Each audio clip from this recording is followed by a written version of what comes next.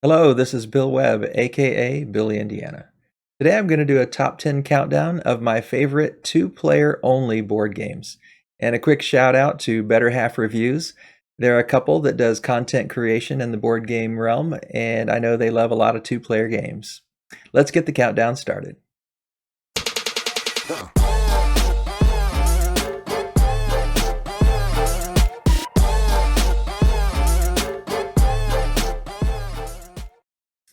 Before I list out the top 10, let me give a couple of honorable mentions.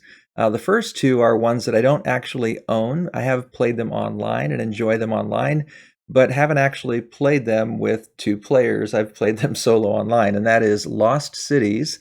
We do have Lost Cities, the board game, which we really enjoy, but that's more than a two-player game, or can be more than a two-player game. And then the second one is Patchwork. And I actually have Patchwork Express on order. It's in a backlogged or back-ordered, pre-ordered list of games that I have coming.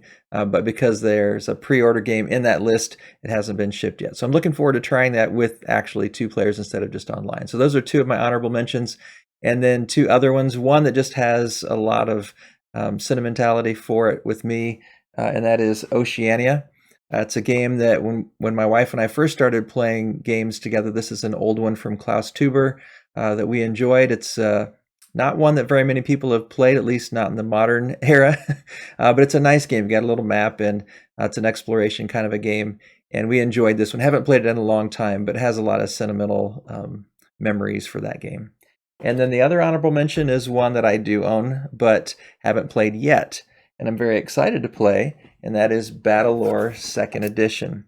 And I haven't played it yet because it is a battle type of game, and my wife isn't so much into the battle type of games, neither is anyone else in my family, so just having a hard time finding someone to play against in this quarantine era. So looking forward to the end of the quarantines and being able to get this one to the table with some people who really enjoy battle games. All right, let's get on with the actual list. So number 10. Number 10 also is a very sentimental game for us. In addition to that Oceania game, we played a lot of Catan card game. And we started off with the original Catan card game and got all the expansions. And then we branched out to the Rivals, which is sort of the newer version of it. And so we've played all of these dozens and dozens of times. And it was one of the first games we had really in our collection, and we really loved it. And it's only number 10 just because we haven't played it in so long. I still believe it holds up. I still believe if we pulled it out and put it to the table, we would really have a great time with it. It's just been a long time, so that's why it's fallen a little bit down on our list. It's number 10, Rivals of Catan and Catan card game. All right, number 9 is one that I haven't played very much of, and that is Battle Line, and I have the medieval form of it. There's lots of different ones. There's the Schottentotten, I think, which it was based on, and then there's the Battle Line games that came out in a variety of different types. But this medieval one is fun. I like the theme of medieval setting, and it's a fun kind of poker-style two-player game where you're actually fighting across battle lines. So that's another good one, number 9 on my list. Number 8, Lord of the Rings, The Confrontation. And actually have the 2002 and the 2005 editions both. This one is a fun game by Reiner Knizia, and this one is one where it's kind of like Stratego, but you have not only the tiles that are facing you that you can only see the front side of your opponents, and you can see the back side of your own. You also have these cards that can play to manipulate the game. So you're moving around and trying to defeat the other opponent, kind of like Stratego, but with a card play integrated with it. So that's another fun one. Number 8, Lord of the Rings, The Confrontation. Number 7 is Imhotep the Duel. And I actually haven't played the original Imhotep game, but the Duel game's pretty fun. You've got this little board where you're fighting in horizontal and vertical lines and trying to complete as many of putting as many of things on the boat from that line. But the opponent may just jump right in and take them before you've had a chance to get all the ones you wanted. It's kind of a nice little back and forth and has that sort of geometric pattern to it. Reminds me a little bit of Targi, but this one's a nice, fun one. And so this is number 7, Imhotep the Duel. Number 6 is Jaipur. Jaipur is a fun little card game, and it has these little tokens. And so, as you're playing the cards, you're also trying to obtain these tokens that are worth points. And the sooner you can obtain certain tokens, the more points they're worth. And as you work down the pile, they lose the number of points available from them. So there's a little bit of a race, but you also want to maximize how many cards in your sets. And so there's some nice push and pull elements to this one. A nice, fun card game. Doesn't take up much space on the table, and it's a pretty quick game. Really enjoy this one, Jaipur, number 6. Number 5 is a little bit like chess to me, and it's Hive. And I actually play this most often not the right way with my grandkids. They love getting this one out, and they love looking at all the tiles with the bugs and the big chunky tiles, and they love stacking them up and making it into a dexterity game. But in the actual game, which I do enjoy playing, that's why it's number 5 on the list, it feels a little bit like chess because all the different bugs have a different kind of movement.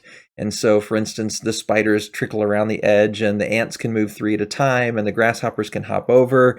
And we even have the expansions, the mosquitoes and the pill bugs, and so we've added and the ladybugs. So it's fun. Every bug has its own kind of movement, and you're trying to enclose or completely surround the bee of the opponent. So really nice kind of chess-like game where you're moving those tiles around. The tiles just feel so good. They're nice and big, thick, chunky ones with cool art on it. So Hive is number 5. Number 4, Cavera, Cave versus Cave. And this is an Uwe Rosenberg game, and I haven't actually played the original Cavera. There's a lot of the older games I haven't still gotten to because I'm relatively new to the hobby. Really only have dove into the hobby about 2 years ago, kind of played around a little bit with a few Catan games, as you know, as I mentioned earlier, with some of those sentimental older games. But until about 2 years ago, I didn't really expand my collection, and so haven't played Agricola and Cavera and some of those classics. But I have tried some of the little two-player versions, and we really like Cave versus Cave. It's a fun one, I think, that has some similar ties to Cavera from what I've read. And you're trying to fill out your cave. You're trying to put certain rooms in your cave, but you have to excavate the cave first. And you're trying to balance your resources as you go through that process. This is a great one, and number 4 on our list, Cavera, Cave versus Cave. Number 3 is a little bit newer to our game collection, but an older game, and that is Jambo. And Jambo is by Rudiger Dorn, who also made Istanbul. This one's a nice card game too, with some tokens. And the cards can be a little mean, so you have to be ready for that. But there's also some guard cards where you can fight off the animal cards, which are primarily the mean cards there.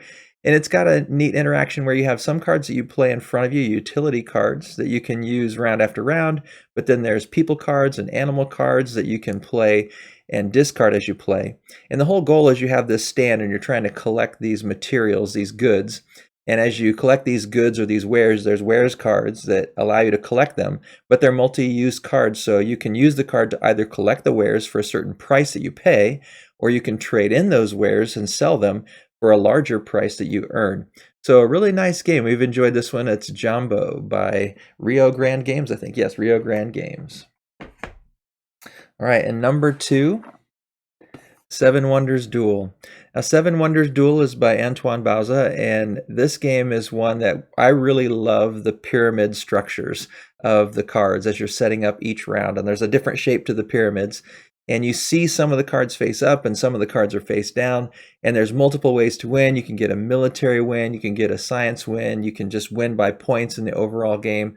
So lots of different strategies to think about. Unfortunately, I don't think I've ever beat my wife at this game, but it is a fun game. And I have to say, I do enjoy it better than playing Seven Wonders with the 2-player variant, although I'm a little bit alone in my feeling. I think Rado and I may be about the only 2 people that actually do like the 2-player variant of the original Seven Wonders.